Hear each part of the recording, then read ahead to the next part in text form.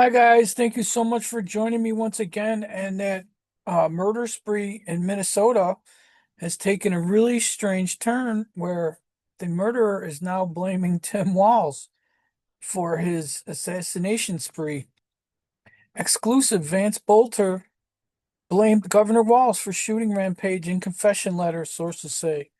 Multiple sources with direct knowledge of the investigation confirmed to Alpha News that Boelter's so-called confession letter was intended for Kash Patel, the director of the FBI.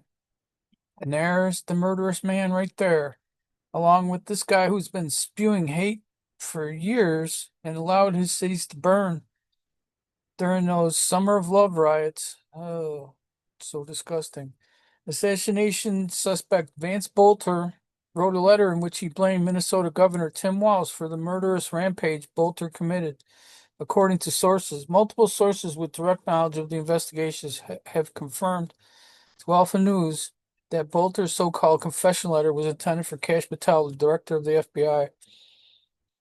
The handwritten letter was discovered by law enforcement inside the Buick that Boelter purchased just hours after he shot Minnesota Governor or Senator John Hoffman and his wife Yvette, and then shot and killed Minnesota legislator and Speaker Emerita Melissa Hartman and her husband Mark.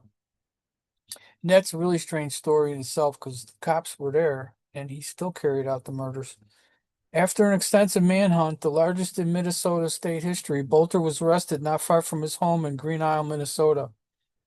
Boelter has been charged with killing Hortman and her husband Mark and with shooting Hoffman and his wife, who are both recovering. The charging documents indicate that a handwritten note from Dr. Vance Luther Boelter was found and that Boelter confirmed that he was the shooter at large in Minnesota involved in the two shootings.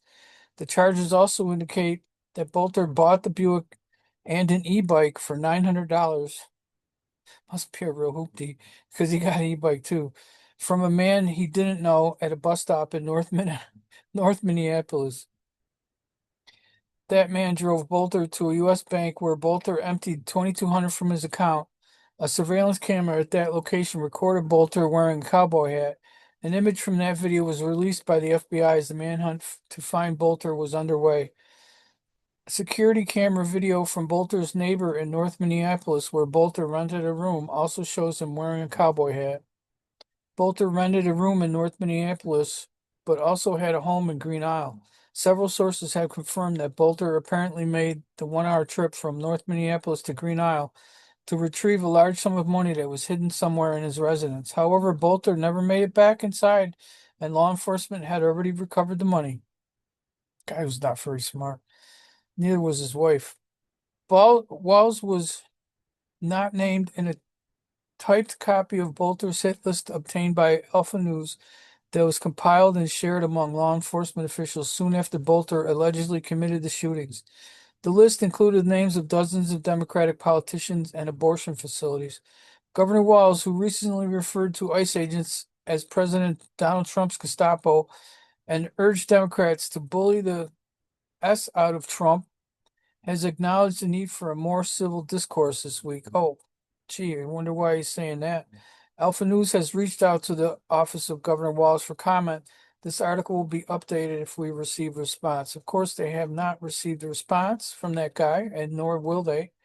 He's not about to talk about it. All he wants to do is spew hate. He doesn't want to talk about being involved in it, of course. So we'll see where this goes, but he should have been arrested after he let cities burn and back in the Summer of Love riots.